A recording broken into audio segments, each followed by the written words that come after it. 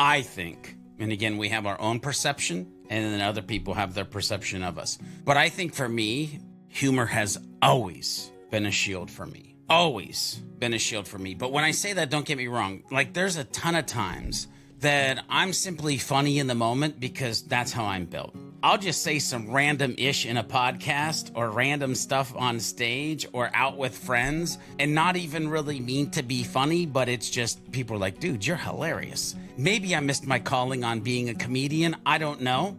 But there are many times where my humor is to put somebody at arm's length. I like to have fun. I like to laugh. I feel good when others around me are laughing and having fun, Liz. Like, natively, that feeds or fuels me. But I do realize, like most comedians that are out there, and if you've seen interviews, the humor comes from dark places. As humans, we get really good at hiding because there are about 37 layers under the last joke we just told. Welcome back to Beyond Your Default. I'm your host, Liz Moorhead, and as always, I'm joined by the one, the only, the man, the myth, the legend, George B. Thomas. It has been a while since we have been on this mic. Yes. How are you? I'm doing great. It has been a hot minute. I'm back in the saddle. I'm glad we're in the saddle, and I'm ready to go for this adventurous ride on today's topic because I think it's going to get interesting, to say the least. Oh, yes. I think it's going to get extremely interesting. But before we do that, obviously, we start our show every single week the same way. We talk about our highlights and our lowlights. George, what are your highlights and lowlights? Okay, so lowlights is going to be tough, to be honest with you, but I'll think about that one. Highlights very easy for me. I've been out of the hospital for 3 weeks, I think. I think it's been 3 weeks, and I have lost 21 pounds. So maybe more. We'll see. I'll weigh myself tomorrow. But here's the funny thing is, it hasn't been because I started walking, because people are going to ask. It's literally just because I started eating differently, drinking differently. You know, no breads, no sugars, no processed meats, like just more greens, beans, and nuts, if you will. Like, I love me, like, instead of a bowl of chips, now it's like some cashews and pistachio nuts. Like, you know, maybe I'm binge watching Sweet Tooth on Netflix or something like that. Hey, let's get a little bowl of nuts and let's go for it. So it's been real interesting to watch my body do this naturally based off of like what I'm putting into it. And this morning, I was literally sitting here like, okay, now that I've dropped that, maybe it's time to actually start doing the walks, because the walks plus what's happening with my body naturally is real interesting to me. And again, the goal for me, by the way, is not to lose weight. I'm just happen to be losing weight. The goal is to eat and drink things that don't cause inflammation and pain in my body. So that's the large goal. This is a side benefit that is a highlight. Low light, I've kind of been struggling. I haven't vocalized this to anybody, and I'm about to do it on a damn podcast. I'm kind of struggling with the business a little bit as far as like how much we do, how much we should do, who should be doing what, if some people should even be doing. Like, there's a whole bunch of stuff circling around my brain for probably the last week and a half. What's really weird about that is it's because I've actually, me purposely slowed down, which is giving my brain the space to think about these things. And while I say it's struggling and I say it's a low light, it's only because it's not my default state and I don't naturally like to be there. But it is things that as a business owner, my brain should be thinking about. So it's kind of a low light highlight. Did I just cheat? I don't know. Liz, what about you as far as low light highlights? First of all, this isn't our only podcast rodeo, George. You break my rules constantly on both this podcast and the other podcast, and I deeply respect it. You know, as a fellow little anarchist in my own happy ways, I deeply respect that. So I get it. I think it's fascinating, though, that you are achieving a goal by not setting out to seek that specific goal with weight loss. And I had a similar thing. So I'm down now about, I mean, you've been watching me, the incredible shrinking Liz. I'm about like 50, 60 pounds down now. It's amazing. October. And you know what I did? I stopped trying to lose weight. I just stopped. I just started saying, like, I just know I need to move my body and I need to stop eating like crap. Yeah. And that's all I do. I don't weigh myself. I don't do any of those types of things. I just stopped. Yeah.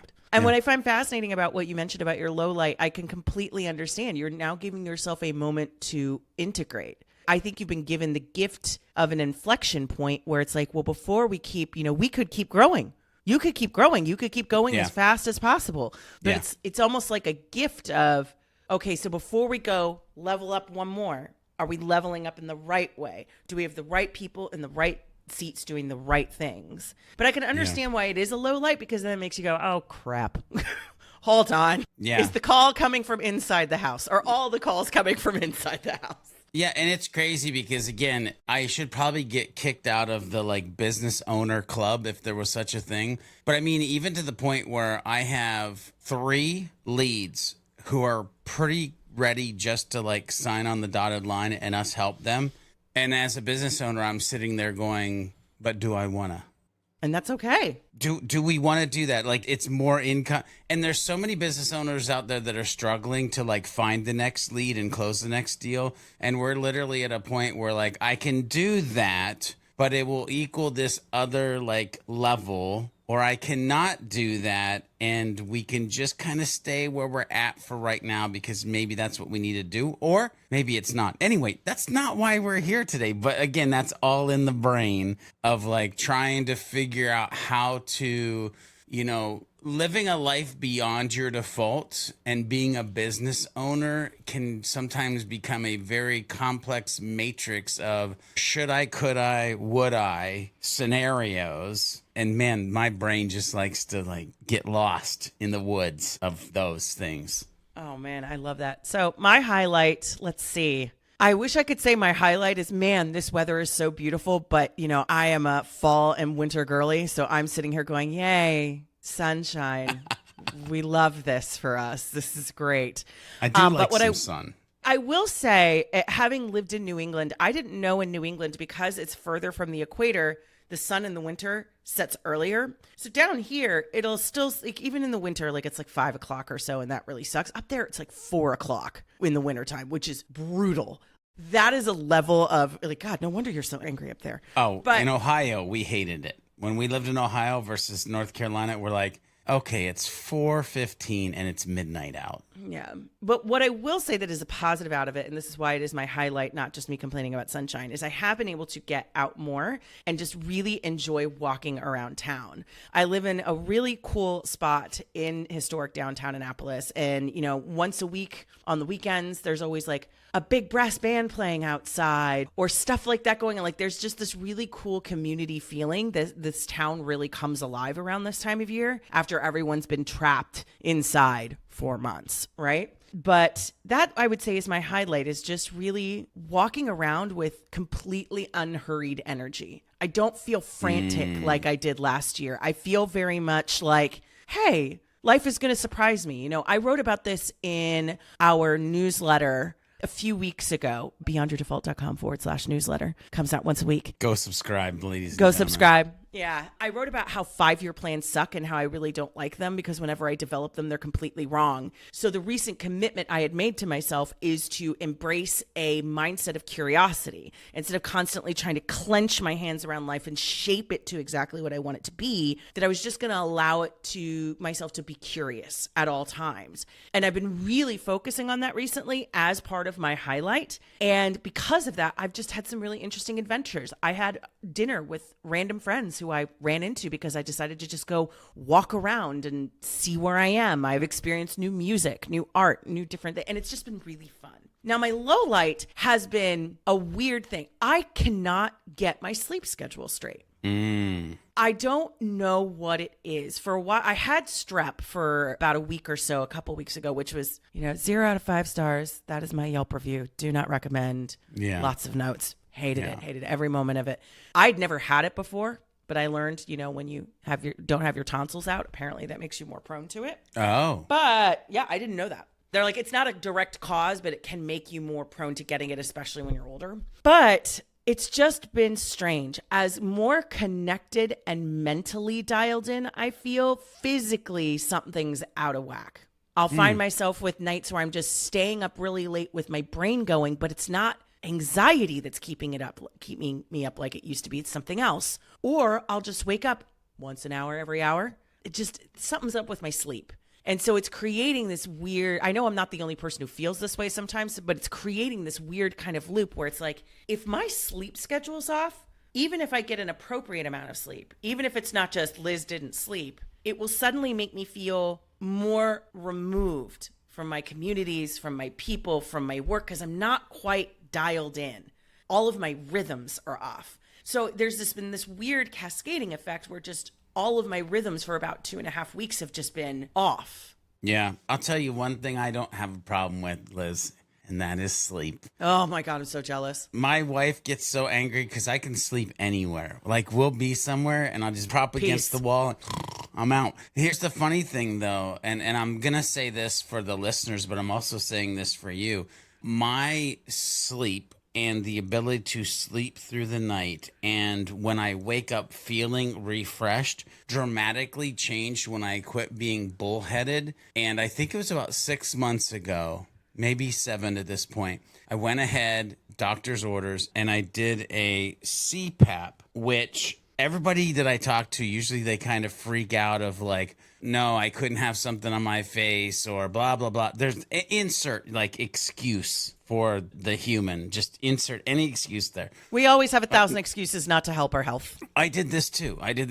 But once and it took about 3 days, 4 days, got used to it. And now I'm probably their best advocate. I should become a CPAP salesman. I was literally talking to my dad when I went to Ohio for a funeral and was visiting and my mom let it slip like, oh yeah, he's got sleep apnea. And I'm like, dude, you got to get your CPAP. And he's like, like you could immediately tell he was like, dude, shut up before I kill you and take you out of the will because your mom is just going to ride my butt the entire time after you leave. And so like I shut it down, but anybody who has this cycle or they wake up and don't feel refreshed, hey, it's just a doctor's visit and get tested. Like maybe you have sleep apnea. Maybe it's waking you up, which by the way, like large weight changes and things like that will just because your body. I never even thought of that. Yeah, your body's used to beating a certain way and now all of a sudden your body's changing. And so like be like, hey, this happened and now I'm doing this. Can you please like tell me what your thoughts are? And like actually get some damn medical advice. I'm done saying that to you, but to you and to the listeners. It's and to this me. is coming It's from fine. a guy who usually is like, I hate doctors. I hate hospitals. But the older I get, I'm like, just get some advice. That's what they're there for. Anyway, again, not what we're here to talk about, but very important stuff. I actually think this is really tied pretty deeply into what we're talking about today. Because the whole thrust of today's conversation is, and this is a bit of a different episode in terms of where we sourced it, but this idea, the question we're going to be asking ourselves today is, what would happen if you took your goals seriously? Yeah. And this, I think, is wrapped up in it because, well, you know what? We'll get to that. I want to first talk about where this came from. And what's funny is I got this for you as well, George, and I don't know if you've interacted with it. I don't even know if you've picked it up, but a friend of mine 2 years ago as a gift gave me a box of cards. Animal Spirit cards by Kim Krantz. And I'm like, I don't know what this is and I don't understand. She's like, it's fun. You can pull cards, you can read stuff, you can just see what it is. And I'm like, okay, that's fine. And I had them put away for a really long time. And then as I was moving around recently, I reopened it up. I'm like, I forgot about this. And they're pretty neat. You know, they have little animals like lion, crow, tiger, da-da-da-da-da. And I don't subscribe to a particular belief system around stuff like this. I think of it more as like kind of like a subconscious little psychology thing. Like you pick one, you pull from it, you see how you feel about it. But then something weird started happening. And wouldn't you know it, George? As if on cue, guess what popped out? Yay, there we go. I'm just saying, like, there it is. Which, by the way, if you're listening to this, you're like, what?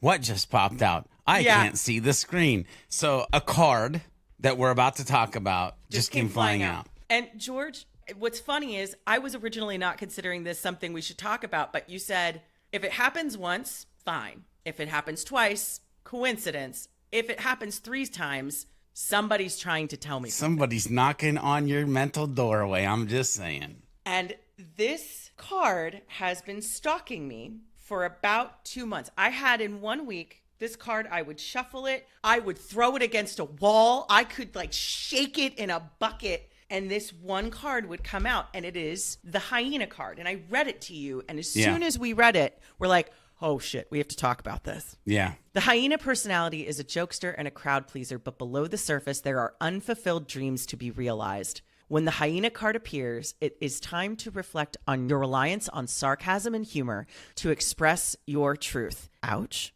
Are you using jokes to hide old resentments in relationships or to mask things that you feel uncomfortable discussing? What would happen if you took your goals seriously? George, I want to turn to you for a second and ask you this. When I shared this, I was a little bit nervous to come to you and be like, so I got these cards, and this one card has been stalking me, and I'm having feelings of that. Like, that's a weird thing for me to say. Like, that felt like a weird thing for me to say. But you had a very excited, emotional reaction about this conversation. And I want to know why. What is it about either this story or this subject that really excites you and makes it important? Yeah, after I got past is that damn one of them carrot cards? No, I'm just kidding. I didn't do that. I did. But see how funny that was, though, because we're talking about humor. Anyway, it's not like I get it. I see it. It's not one of them cards. It's not like voodoo. Like, listen, first of all, if you've paid attention to this podcast, you realize I historically suck at journaling. And so immediately this idea, and I love this idea of randomly picking a card, which leads to an internal journey of who we are and possibly how we interact with the world, and using that as a catalyst to do some type of actual like daily journaling. Like, just fundamentally that excites me. But again, Liz gave you some context to, like, we were going over this card, we're having this conversation, but a side portion of this that, Liz, you didn't know is that I've always been kind of, I don't know if I want to say intuned, entrenched, enticed. I don't know the word I'm looking for, but of this idea of spirit animals. And like, so knowing that there was this deck, and knowing that you were talking about hyena, and knowing that it was like these unknown spirit animals, and it was alluding to this kind of nature and religion and spiritual, and you could kind of take it how you wanted it. Like, I was just like, Liz, I need one of them there decks. Which, of course, you then gifted me a pack of the deck and the book that comes with it, which, by the way, like, Liz, I literally have earmarked the hyena in the book because I was like reading it and going through it for this episode.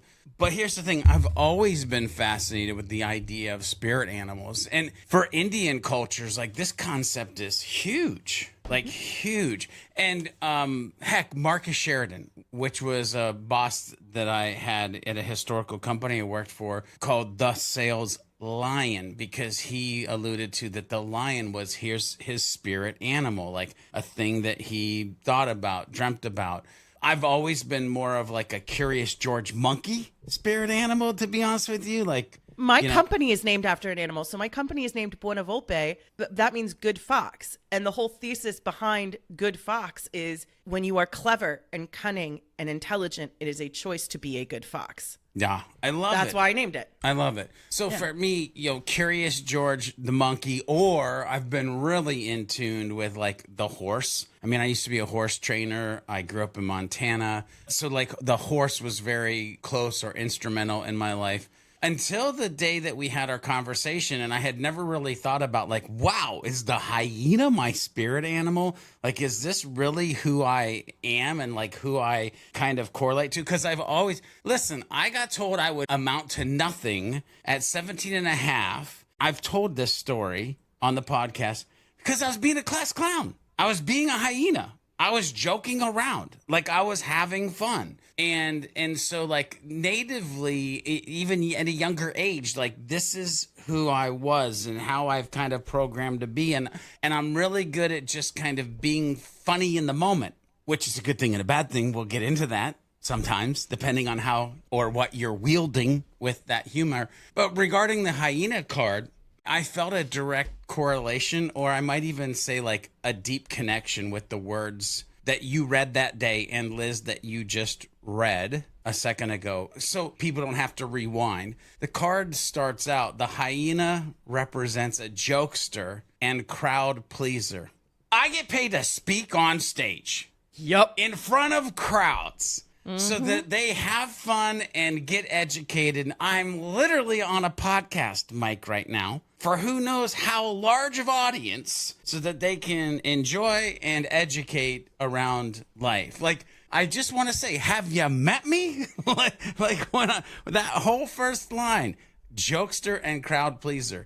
Again, this is my default state in good ways that I'm trying to amplify, and I also understand in bad ways that I'm trying to fix along the way. But the card goes on to say, below the surface, there are dreams to be realized. Sometimes the hyena's so busy joking around and pleasing people, they don't get down to the root of what they want to do with life. And Liz, this is where I literally go back and say the first 25 to 30 years of my life may have been wasted. While there was life lessons along the way, it was very surface level until I started to dig down and started to realize these dreams, right? Really, like 2010, 2012 is when like things really started to take shape and kind of change. Before that, the pre-George B. Thomas and just the George Thomas is a whole thing.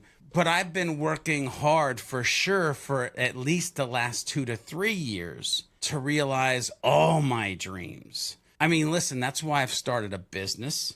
That's why we created the Beyond Your Default podcast. That's why we'll launch the Beyond Your Default book, course, heck, who knows what else. The family and I are moving in about a year and we'll be first-time homeowners at 53 years old. And we have very specific things that we're looking for, or dare I say, dreaming about when we purchase our first time and what we're calling our forever home. My wife and I at 53, we're buying and we don't plan on moving. So there is a laundry list of we dream about having this. My dreams, our family dreams are not only being realized, Liz and listeners, but I would say we're freaking mapping them out with purpose, which again, historically, history, George, it was not that deep. It was not that mapped out. The card goes on to say, are you using jokes to hide old resentments in relationships?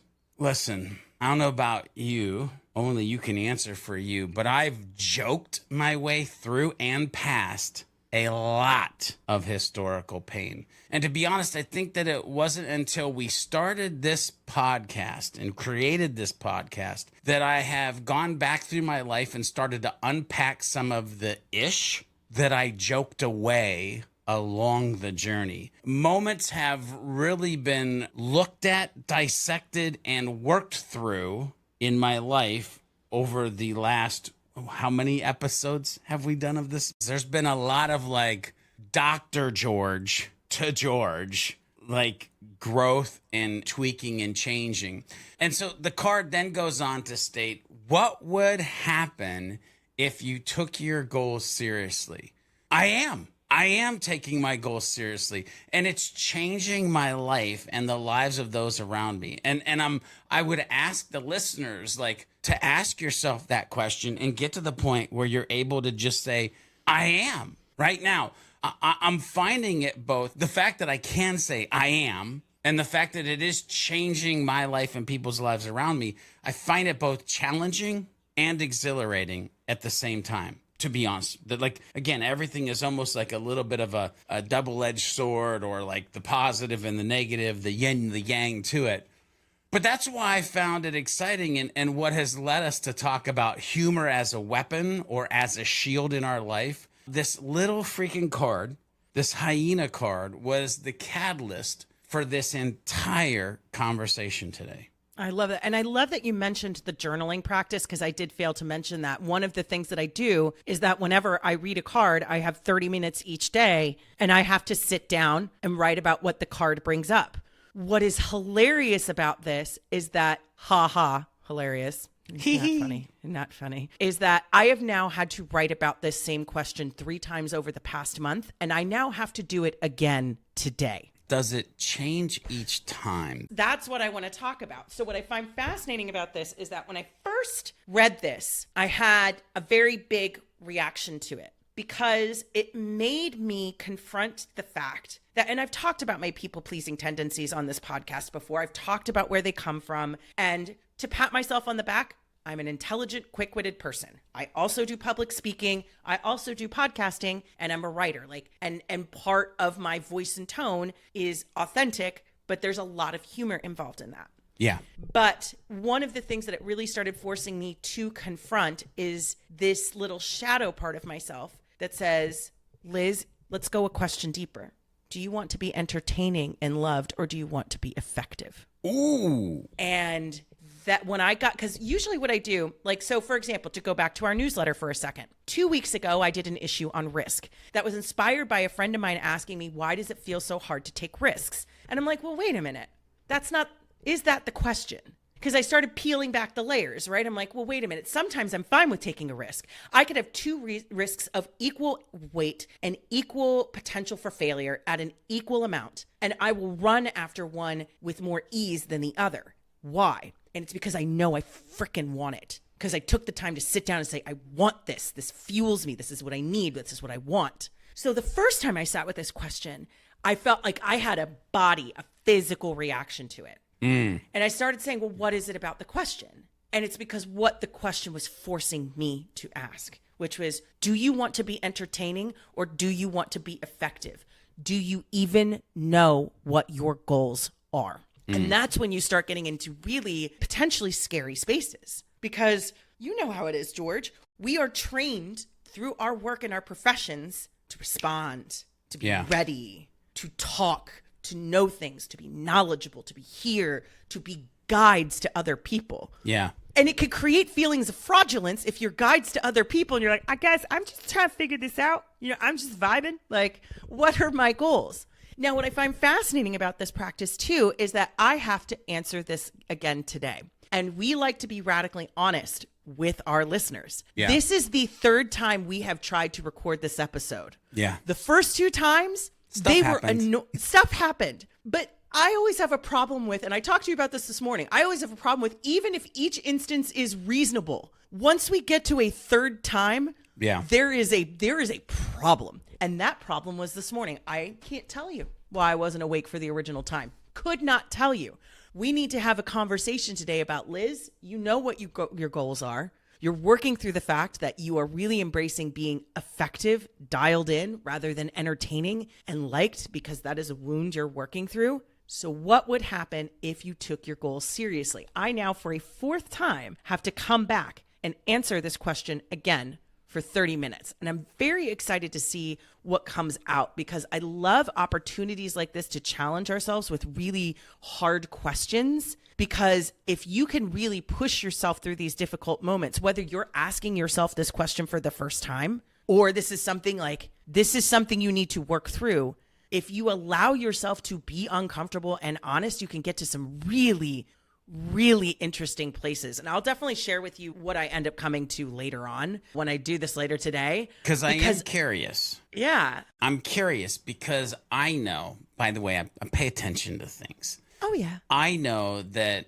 historically you have been struggling with building a brand inside of Beyond Your Default and what the universe is asking you to become and how to show up. And literally, when this thing skipped the first time, I was like, And then it skipped the second time, and I was like, okay. Like, is the universe, because again, I have a real weird set of the universe sometimes maybe doesn't want us to open certain doors, doesn't want us to see certain things, doesn't want us to hear or let others hear certain things. I said, this is interesting. Maybe it's coincidence, whatever. And then the 3rd time it happened this morning. First of all, I got frustrated as all get out. Yeah. A little at you, a little at the universe, a little at myself. And like, I was like, why am I frustrated? Literally walked out and talked to my wife. I'm like, man, I'm frustrated. I'm just trying to clear my head right now.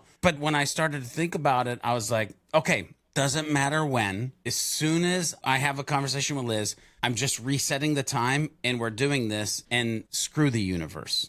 Here's the questions that I ask myself. Is the universe doing this, or is Liz subconsciously doing this because of the fact that this is a large stepping stone into her understanding goals around who she is to be, can be, and will be in the future based off of this like very pivotal piece, humor, and what it does or does not do to goals as she moves forward. I don't have the answer to that, but that's why I say, Liz, I'm very interested in knowing when you write it today, what ends up happening.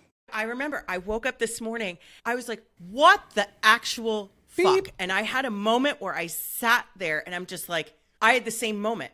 I'm frustrated with myself. I'm frustrated with whatever is happening because I'm like, you and I record multiple podcasts. This is an anomaly to miss the same episode 3 times. This is unheard of. It is. And I had to force myself to say, what is this moment trying to show me? It's like, well, first you're going to pick up the phone and you're going to call George immediately and own this because this is insanity. But then the other piece of it is exactly what we're talking about.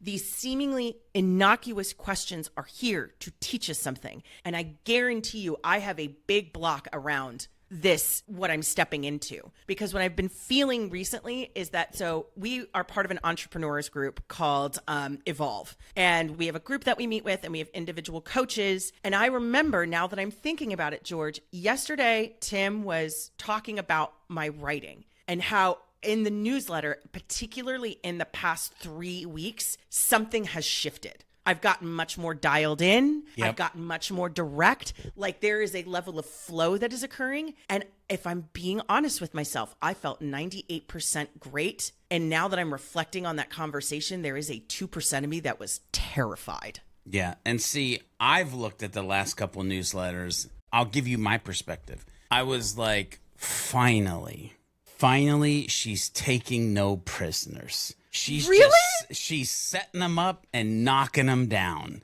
I'm like, if people don't like this, they don't need to read it. But the people who like this are gonna freaking change.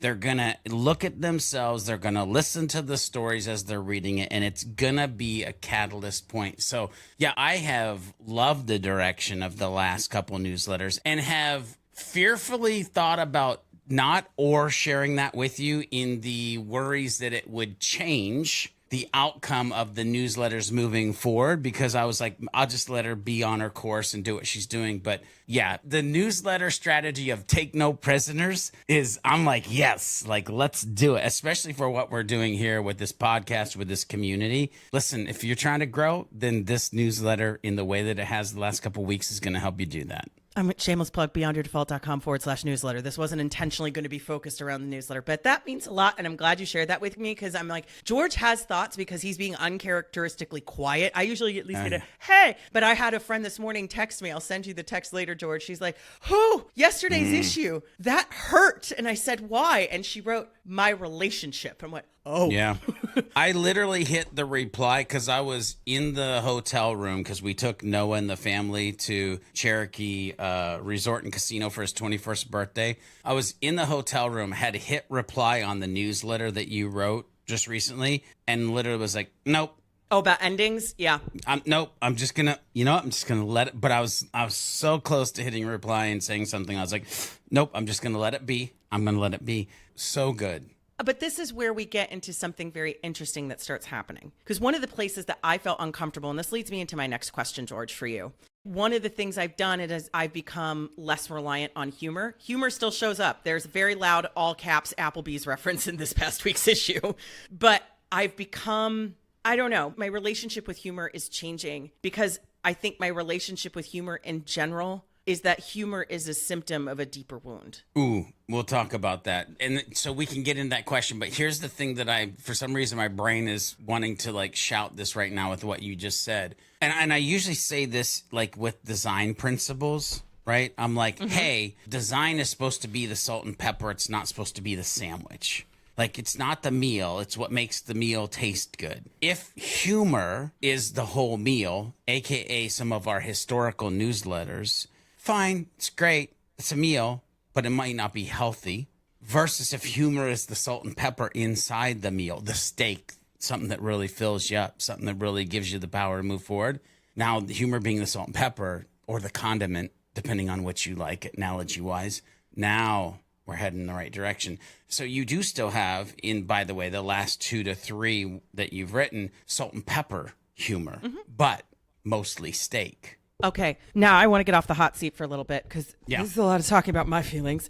So I want to hear from you. How has your relationship with humor been throughout your life? How has it been a shield for you? I know you've already started touching on this, but let's go deeper. I think, and again, we have our own perception, and then other people have their perception of us. But I think for me, humor has always been a shield for me. Always been a shield for me. But when I say that, don't get me wrong. Like, there's a ton of times that I'm simply funny in the moment because that's how I'm built. Like, I'll just say some random ish in a podcast or random stuff on stage or out with friends and not even really mean to be funny, but it's just people are like, dude, you're hilarious. Maybe I missed my calling on being a comedian. I don't know. But there are many times where my humor is to put somebody at arm's length. I like to have fun. I like to laugh. I feel good when others around me are laughing and having fun, Liz. Like, natively, that feeds or fuels me.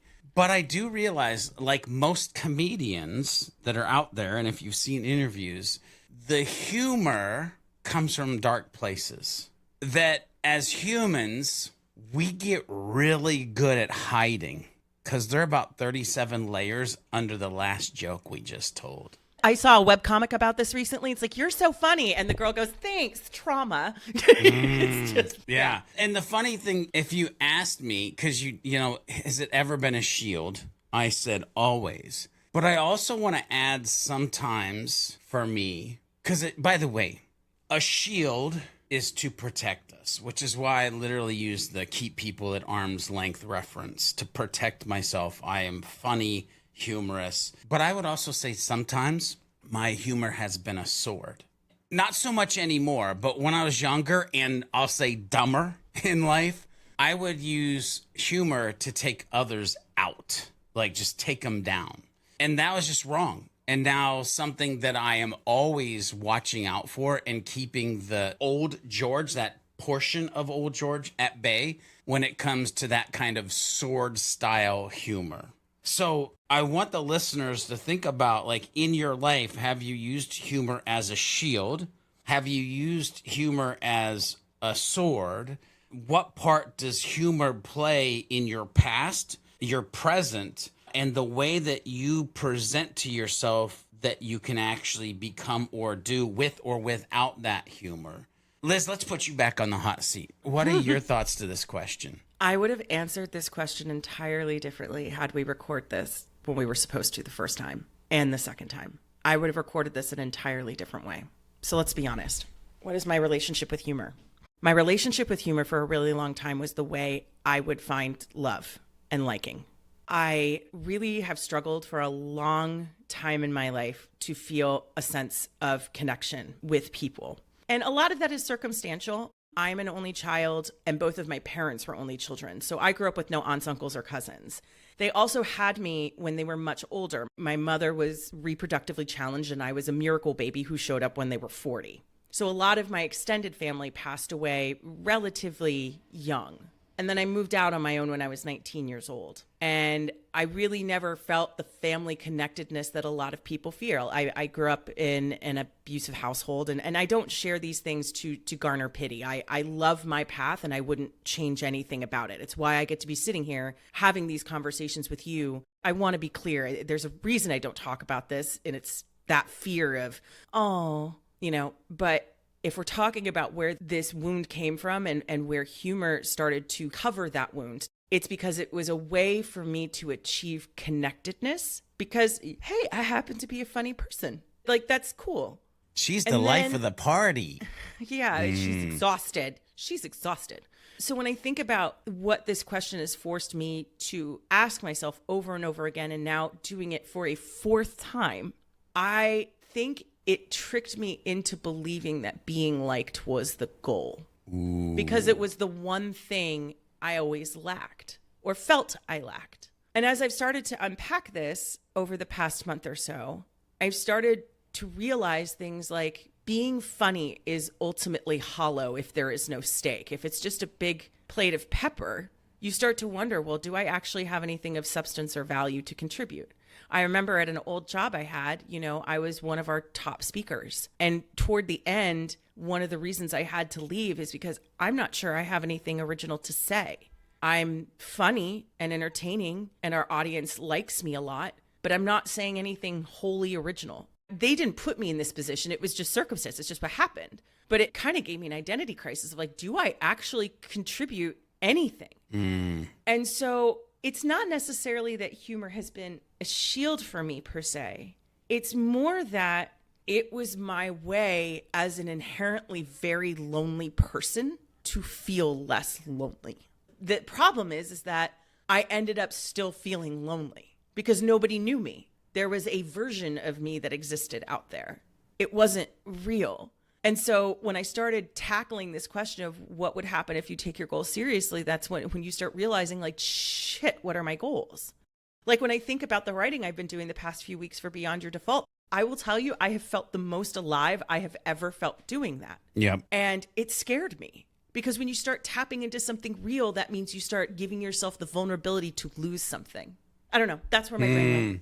There's so much right there. You can't lose something you never had, and you'll never have the thing if you actually don't embrace vulnerability. And so therefore, it's like a catch-22 where you don't ever actually reach the Mecca, the nirvana, because you're afraid that you'll lose it, but you never got it because you weren't willing to take the journey anyway. That's the honest answer. And what's funny is a couple of weeks ago, the answer probably would have been like, yeah, joke, like some version of that. Yeah. Jokester, trickster. But I think this is where I would always encourage people to ask the question behind the question. Is humor really the issue, or is humor a symptom, right? Yeah. Like your ankle could be swollen because it's broken, fractured, you twisted it, you sprained it. It could be 1,000 different things. There are different root causes. So it's really figuring out like, what is the root? Yeah. It's interesting too, before we move on to the next question, I don't know how necessarily to unpack this, but I want the listeners to think about something that you said, because you mentioned the idea of like, I wanted to be liked. That was like a major goal. It's funny because, and again, I know I'm not going to do this justice, but when you said that, I was like, ooh, is my goal here to be liked, or is my goal here to learn, or is my goal here to lead? And of course, we want to have great relationships, but how much does like versus love actually equal a great relationship? And is like surface level? Anyway, listeners, I want you to try to unpack this idea of just in a micro goal of like, do you do the things you do because you want to be liked versus you're doing the things that you do because you want to or need to lead, or because you want to or need to learn, or because you want to or need to love or be loved? Because there's a big difference between those things. What's interesting too is that type of writing I've done recently for Beyond Your Default newsletter has also leaked into my personal life. I woke up one morning last week. Nice. And I was like, I need to apologize to someone. And then I sat down and basically wrote an essay. And I just got really raw and vulnerable, and I thanked them for being my friend over this past year. It's been a tough year, and just wanted to own a few things with them. Yeah. And it brought us entirely closer. Like it fundamentally changed everything. So it's fascinating. The mechanisms by which I think we can achieve closeness, true understanding, is usually the inverse of what will actually do it. It's not humor, it's vulnerability. It's not laughter, it's true love. It's not making people happy. It's being like, hey, we need to talk about this. Yeah. Right? That's when you show true love. So I've talked a bit about what made humor an attractive shield for me, but George, I'd love to hear from you, your thoughts on what you believe makes humor such an attractive shield for yourself or other people. Yeah, and this question actually kind of was one of those, oh, this scares the crap out of me questions. But the first word that came like rushing to my mind was, and again, this might be for me, it might be for other people, for the listeners, but the first word that came rushing to my mind was diversion, right? We've all seen the movie where like, hey, we need somebody to create a diversion so that they don't actually see what's happening over here. For me, humor is the diversion. The great and powerful Oz. You're looking at the humor, so you don't see the human, right? You don't see the man or woman behind the curtain, or in this case, behind the mask of the person who is presenting the humor. So like I immediately go to like, man, is it a diversionary tactic? A smoke and a mirror so they don't actually see who I am. They're just like, oh, that dude's a funny dude. So that's the first thing. But I think there's like 5 things that people might fall into, and I'll keep these short. But like, I think it's an enticing shield, humor, because there's like emotional relief. And we've kind of alluded to the second one, social bonding. Humor is a great way, by the way, to do perspective change. I'll even throw in, I use diversion, but I'll even use deflection. There's an interesting one that is like, it's very empowering, which by the way, too, I think is a little bit of like, there could be a whole nother conversation as like humor as a drug for the person who is dispensing the humor. Because you get the attaboys and attagirls, you're so funny. And then you're like, chemicals bubble up and you're like, oh, I'm get high. the high. Yeah. You know? But as far as like these 5 things, right? When we think about an emotional relief, like humor helps us as individuals in many cases. This is why I talked about joking my way past and through earlier. It helps us manage stress and anxiety by providing, and Liz, I wanted to say something about this when you were talking, the word temporary. Like it's a temporary Band-Aid, right? So like, but it helps us manage stress, anxiety by providing a temporary escape from the difficulties that we might be facing that injected us into this like humor mode, this shield it covers or the wounds. sword. It doesn't heal it. Exactly. So if we think about social bonding, like, listen, shared laughter, which by the way, listeners, just stop for a second. If you have to pause the podcast, pause it. But I want you to stop and think about a time, if not multiple times in your life, where somebody started laughing and then you started laughing because they were laughing, but you didn't even know why they were laughing. Like we've all fall prey to that, right? And so shared laughter or humor has the ability to also strengthen relationships and foster a sense of community. Again, Liz, you were hitting on so many points where you said lonely. I'll use the word isolation. And so when you're socially humorous, it reduces this feeling of I'm isolated on an island by myself because I have these other humans who are engaging with what I'm actually saying or doing in that moment. It is powerful for perspective change. Humor allows us to reframe negative situations. Again, we alluded to this, right? Comedians, trauma. It's reframing these negative situations to be less threatening. It doesn't feel as big as it should. Here's the problem. When it doesn't feel as big as it should, you also don't take care of the problem. And the problem sits there and festers and becomes a bigger problem because we tried to change the perspective of it with humor. Or maybe it actually can be changed with humor and we can get through the thing that we have. Deflection, humor can diffuse tension and prevent confrontations. This is a definitely at work one, maybe, where you're like, and I'm just gonna not have confrontation, so I'll make a little funny here. Watch a lot of leaders use humor in this moment in time to make difficult conversations more manageable because people let their guard down because there was like this humorous kind of moment. The setup, right, with humor before maybe the potential like letdown of whatever's coming next in the conversation. And then I talked about empowerment. Humor can challenge authority. We can use humor to highlight social issues. We can use humor to provide even what I'll call a sense of control. I'm going to say this, and I don't really want any hate mail, but I do want the listeners to think about one thing. Do you embrace the belief, or have you said historically, man, I'm a control freak? And do you, or have you historically said, I'm a funny guy or gal?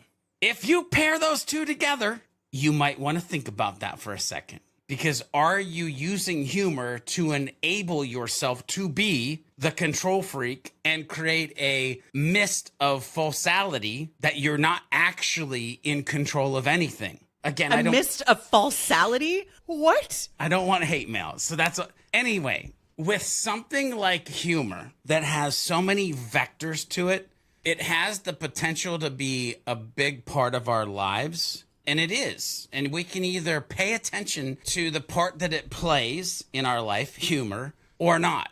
But I personally would suggest to pay attention to the part humor plays in your life. Because if you slice it, dice it, diagnose it, it just might say a lot about who you are under the surface. And, oh God, I just don't even know if I want to say this part. But you're going to say it. It might say a lot about who you are under the surface, or maybe even how healthy you are under the surface.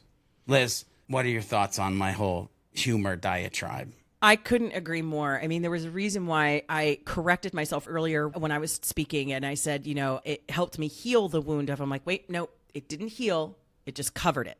And that's what I think is fascinating about this. Humor becomes a mask. Humor becomes a shield. Humor can be a weapon. There's this great quote from Ravi Shankar who says, the intelligent use humor as a shield against humiliation. The cruel use humor as a sword to insult others. The irresponsible use humor to escape from responsibility. The fool takes humor too seriously. Humor is spontaneous. To make an effort to be humorous makes no sense.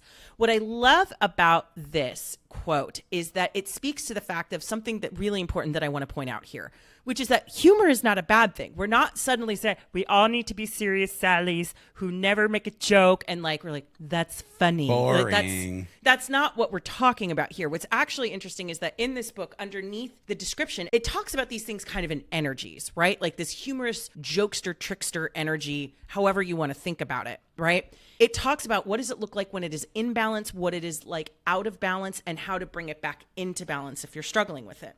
So it talks about that when you're in balance with this energy, you're still charming, you're witty, you're fun to be around. But when you're out of balance, you're scrappy, you're petty, you're suspicious. And then what I love is that it says to bring it into balance, sobriety. You can think about that in the most literal contexts in terms of if you drink, if you do other things, or just a matter of, hey, maybe I just need to take off the mask for a second and be really honest with myself about what is going on here. Because one of the things I've noticed, particularly in the past month, as we've tried to record this podcast, it's so funny. I'm starting to think about there's a huge difference between how I would have answered these questions a month ago versus today. Because when I'm thinking about what makes it so freaking attractive is that it is so malleable. We are not always just the intelligent shielding against humiliation. We're not always just the cruel using it to insult others. It is something we can pull out and use at any time when some part of us is feeling under threat. Whether that is an external thing that is coming toward us or something that is an imagined boogeyman from deep things, either, in our past, in our childhood. And so recently, here's what I've realized. The other couple of things that have happened this month is I got really sick. I've never been a big drinker. I used to be a beer writer, but I used to drink more probably socially when I was younger. But I was talking with my friend Kathleen Booth yesterday. We saw each other and we both ordered non-alcoholic beers at the bar. And I said, I actually can't remember the last time I drank. I said, that's really funny. Yeah, I just couldn't remember because I've been sick. I've been running around all over the place. I don't really have a space in my studio to keep that kind of stuff. And I'm like, well, maybe it's just good. I'll have it if I go out with friends. And I'm noticing now that over the past month, I have slowly been pulling away all the distractions. So it's interesting because, well, first of all, there's a couple things I want to unpack. One, as you were talking, I feel like the universe reached out and just smacked me across the face because I started this podcast with 1, 2, 3, no, hey, we're going to do it. When you were talking, I literally heard this still small voice in the back of my head and it said, see, it wasn't no, it was wait. Yeah. Wait for the conversation. It's brewing. It's percolating. It's not ready yet. But when it's ready, I'll let you pour a nice juicy cup of humor as a shield. And if you pay attention, your goals, I'm still doing good stuff. I'm still getting it ready. And I'm like, yeah. Ooh, okay. I literally got the tingles. I didn't say no. I said wait. The other thing, too, that I want to go back to, Liz, is that, okay, earlier in the podcast, we talked about how you lost like 50 some pounds. Now in the podcast, we're talking about how you're basically detoxing your body because you can't remember when you drank. So you've lost weight and you don't have the chemicals in your body that you historically had. Why do you think you can't sleep? Because your body's like, we're doing all sorts of changes here. Things aren't firing the way that they used to. We have to pay attention to all those micros. Well, here's the other thing, too, though. From a psychological perspective, this is where it gets fascinating. What would happen if you took your goals seriously? Sometimes the best way you can take your goals seriously is to not actively focus on them. I have been desperately seeking meaning, purpose, understanding, a level of self-love that I don't think I've ever experienced. That has been my journey for the past 18 months or so. And it has been equal parts excruciating and enlightening and just exhilarating. I love it. But if I think about this past month, it has really started to crystallize like, Liz, you used to hide behind food as much as you hid behind humor. You drank, and that's fine. You know, like I'm not criminalizing that either. And your girl still loves a good bourbon. She's not going to say no to it. Like, you know what I mean? Like it's one of those things. But all of a sudden, and we even talked about this just at the start of this episode, I've stopped holding on as much. I'm not as like, oh, it's got to look like this. Ooh, I have to be constantly busy. Like I've stopped going to a coffee shop that I usually go to a lot because I feel really distracted. And all of a sudden I have created a container from which like I'm only realizing this literally right now while we're recording this podcast. I have forced myself into a space where I can no longer hide. Yes. Which is exciting as beep. It makes me want to vomit, but it's fine. It's fine. Makes me joyous. Love it. I think that's where we reach the magical spaces, is where when we remove all shadow of doubts of like, this is an empty room and there's nowhere to hide and people can see me for who I am and I have to see myself as who I am. And it makes me want to go to like this conversation I have with like God eyes. I actively ask, like, please let me see myself with God eyes. Not my eyes, because I'm my worst enemy. But let me see myself with God eyes, because then I'm probably going to be able to make it through almost anything that the universe throws my way. This is so weird because I'm sitting here thinking about this question and what we're talking about here is what would happen if you take your goals seriously? What would happen if you believed you were worthy of even setting goals? What would happen if you believed you were worthy of achieving them? You know, because a very dear friend of mine, I woke up yesterday morning, he had sent me at 4 a.m. a TikTok about golf. And in my head, I'm like, Dan, you delightful, beautiful snowflake. I don't play golf. I went to a driving range once, lasted 10 minutes and threw my club. And I hated it. It was awful. And so he sent me this thing and I'm watching him like, I don't understand anything of what is being said here. So I had to like watch it 15 times. And I'm like Googling like, what is firing at the flag? What is pin high? Like, I have no idea what any of this means.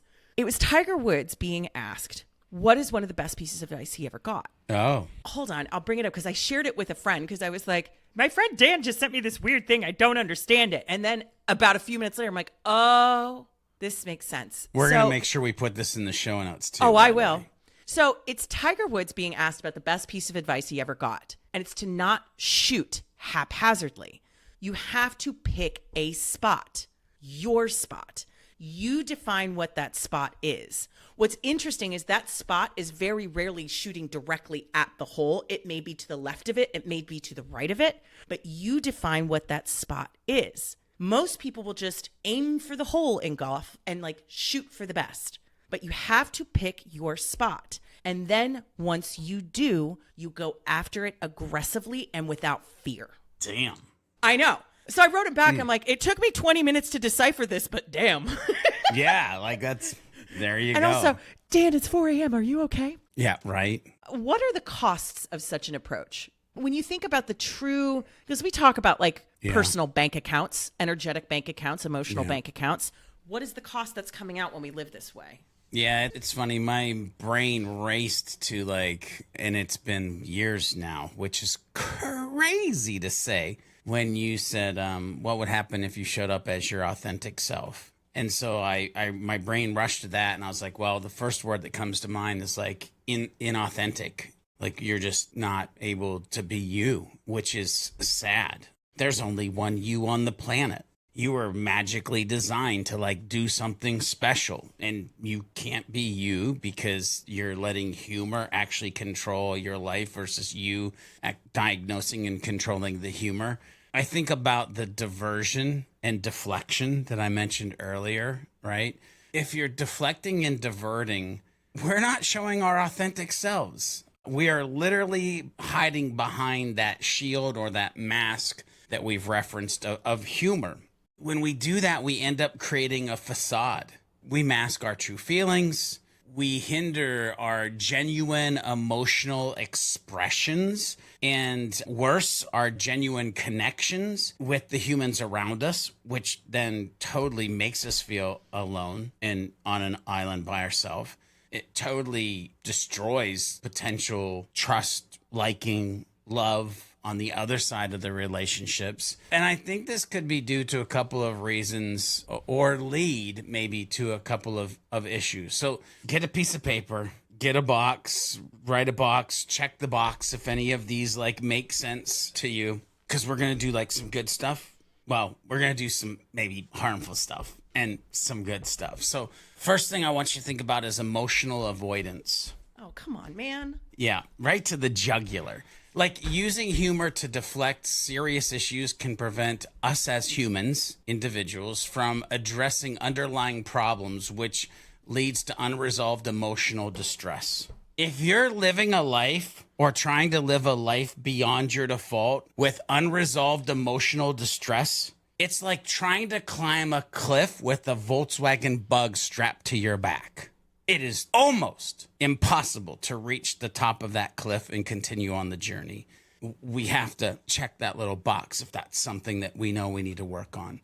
We have humans around us at work, at home, wherever we go out, emails, calls, but it might lead humor in the wrong way, might lead to relationship strain, excessive humor or inappropriate humor.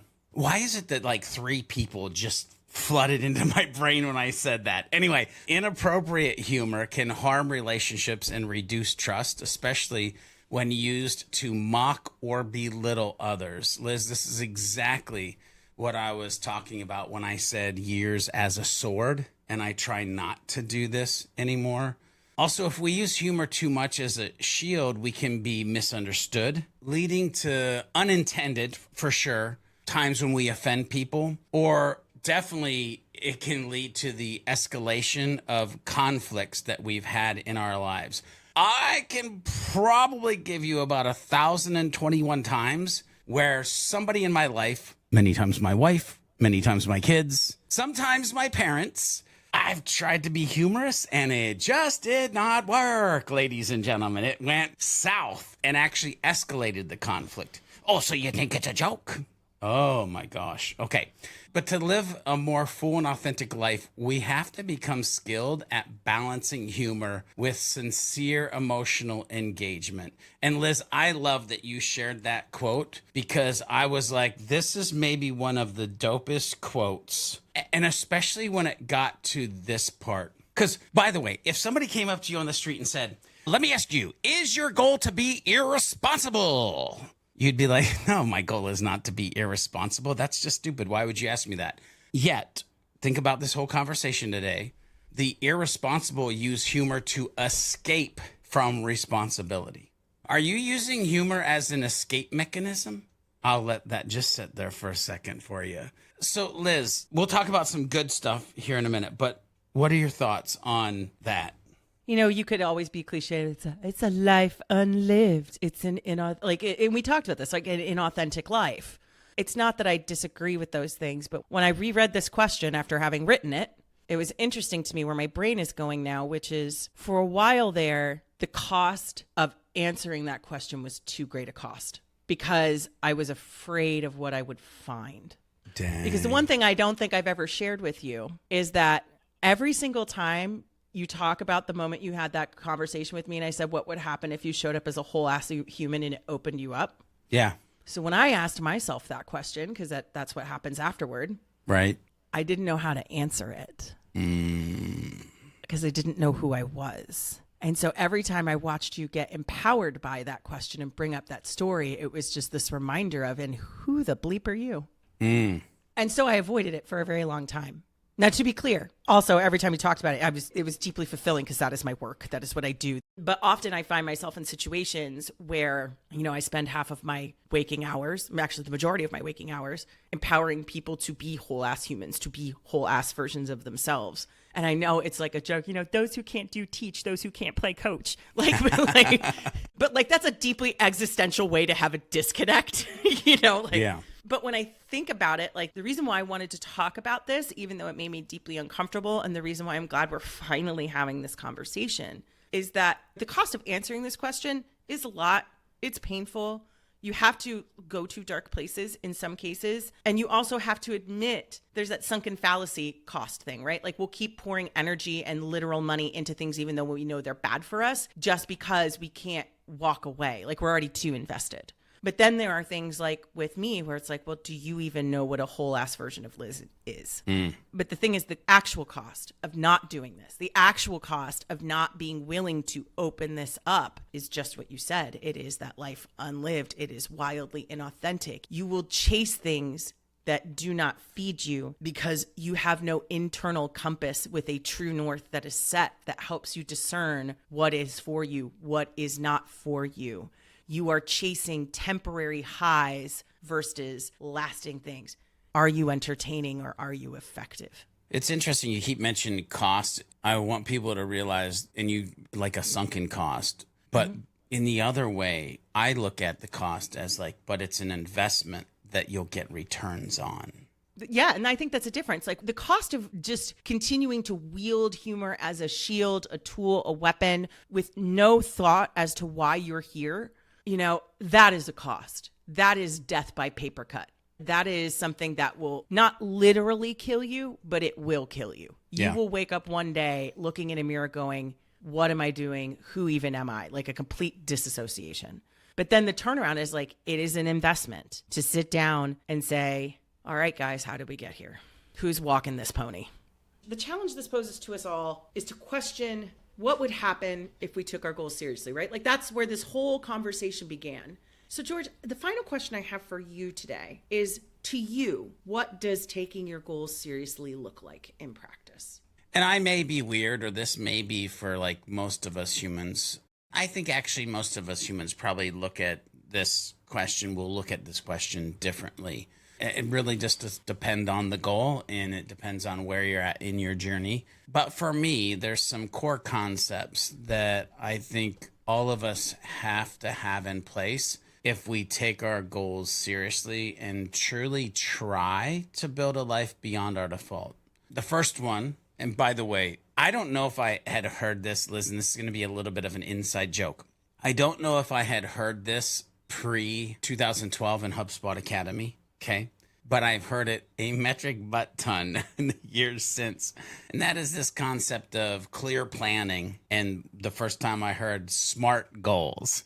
Oh my gosh. Defining specific, measurable, achievable, relevant, and time-bound goals. If you're I'm not in the HubSpot Academy ecosystem, and actually I haven't really heard of SMART goals versus just setting my goals, then you'll probably want to jot down specific, measurable, achievable, relevant, and time-bound, because that truly is a great framework for building great goals, and create a detailed action plan with milestones versus I have a goal and really what you have is a wish or a dream. Because there's totally different things. So clear planning would be the thing for me. And when I have a goal, there's usually a list of things that is coming around with that goal as well. The other piece, and some of us have issues with this, but you got to be willing to commit. I did HubSpot so far for 12 years and HubSpot content for 10. I'm very committed. I'll be married next year, 24 years. And again, some people have commitment issues, but you have to get real good at commitment. And what this looks like for me is dedicated time and resources based on keeping me consistent and prioritizing tasks related to the goals, the SMART goals that we just talked about above, making sure to watch out for distractions that are going to come along the way. By the way, we could be the distraction. Something external could be the distraction, but how do you stay committed with dedicated time and resources and prioritizing tasks and staying away from distractions? This is how you're going to reach those SMART goals. The other piece, and if you're in that world that Liz and I talked about earlier, where it's like lonely or on an island by yourself, there's two parts to this. But the third thing I want to mention, and it's been huge in my life, by the way, I've used Facebook Reels as this partner historically. When I first started taking my walks, I would do a Facebook Reel, and I would like put it down and like, I'm out here, because I wanted people to see that I was out there, because it was my accountability partner. What I mean by this is you have to track your progress regularly and adjust your strategies as needed and hold yourself accountable. But also you need to be looking for external accountability if you can. And that could be as easy as sharing your goals with a mentor or a support group or a friend, or like I just said, I was sharing it with Facebook Reels. Every time I'd go out my door and I'd start my walk and just be like, I'd say a couple things that were on my brain and show my feet, little feet, ding, ding, ding, ding, ding, going down the sidewalk. Like, this is the dumbest thing ever, but it's my accountability partner. We've done a whole episode on this next one that I want to hit, and that is like a growth mindset. But just in general, let's back up 50,000 foot and just talk about focus on growth. Like, if you're going to reach those goals, you're going to have to do something different to become what you've never become. I stole that quote. I don't remember who said it, but you're going to have to do those different things. You're going to have to embrace learning and development to put the new things in you to get the new results that push you to your goal. And so during that educational process, you might seek feedback. You're going to definitely acquire new skills, and you're going to be able to adapt to the challenges that come along the way with those very specific, measurable, achievable, relevant, and time-bound goals that you're actually trying to hit upon. And Liz, before like Beyond Your Default in general podcast, this one would have never showed up. But the other thing that I want to mention as we kind of close this bad boy out is self-care. My gosh. And I'm so proud. I'm so proud.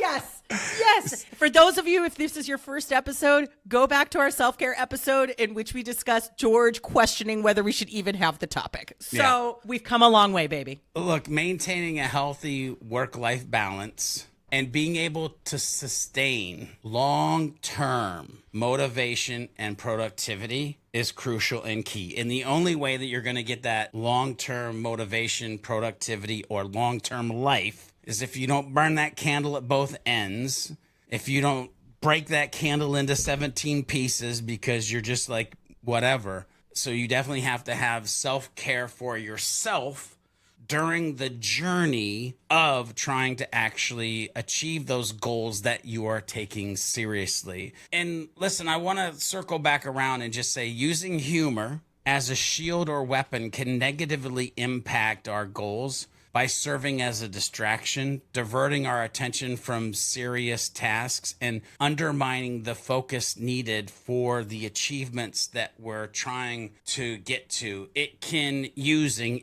Humor can lead to avoidance, where individuals rely on humor to cope with stress or conflict.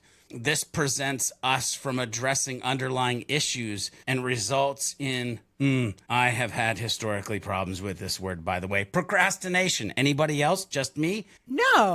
Nah, never. Inappropriate humor can strain professional and personal relationships, reducing the support network crucial for achieving the goals that you're now taking seriously. And overuse of humor, particularly in professional settings, can harm one's credibility and hinder opportunities. My grandpa used to say this thing, and I love it because it fits it's in here, but also it just is a good life advice. It's better to be quiet and be thought a fool than open your mouth and remove all doubt. And so, like, being careful of what you say and how you say it, especially around humor, and understanding that could be a direct line of your credibility or hindering it and the opportunities or advancements or collaboration that you may have in the future. On the flip side, though, let's end on a positive note. Humor can significantly aid in achieving the goals by providing emotional relief and reducing the stress along the journey, which enhances focus and productivity.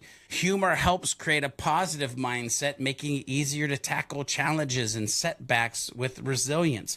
Humor also strengthens social bonds, improving collaboration and support from colleagues and peers, friends, and family. And appropriate humor can enhance team dynamics and create a more enjoyable work environment in professional settings, boosting overall morale and motivation of you and the team. So by maintaining a balanced use of humor versus always shield or always sword or whatever version of this for you works, you can create an atmosphere conducive to achieving those goals that you're now actually believing that you can achieve, and, dare I add, effectively living a life beyond your default.